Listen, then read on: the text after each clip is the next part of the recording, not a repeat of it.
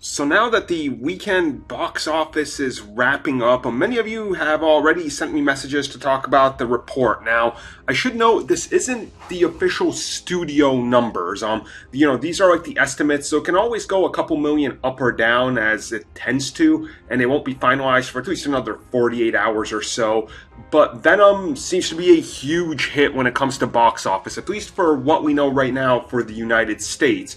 It was estimating anywhere between 45 to 50, and then that's on the low end, to the high end of like 75, maybe 80 million.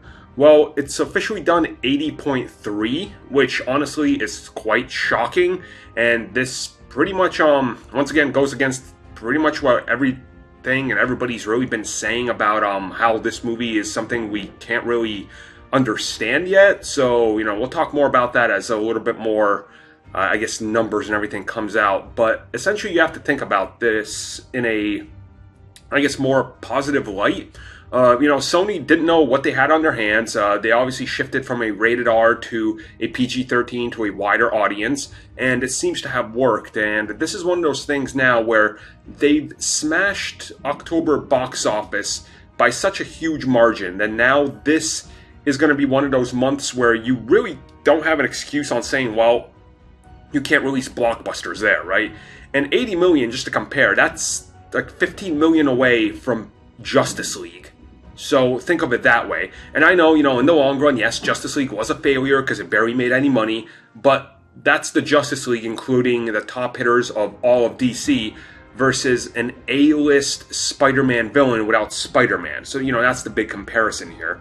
And when you're thinking of it that way, Sony can't be anything but pleased with this. Now, we don't know what the budget was, and we're probably not going to know till much later on in the year, till, a few interviews and things come out. But obviously, I think Venom here has staying power, and certainly for a release like this, 80 million, I'll just say optimistically maybe lands 82 when the numbers are official.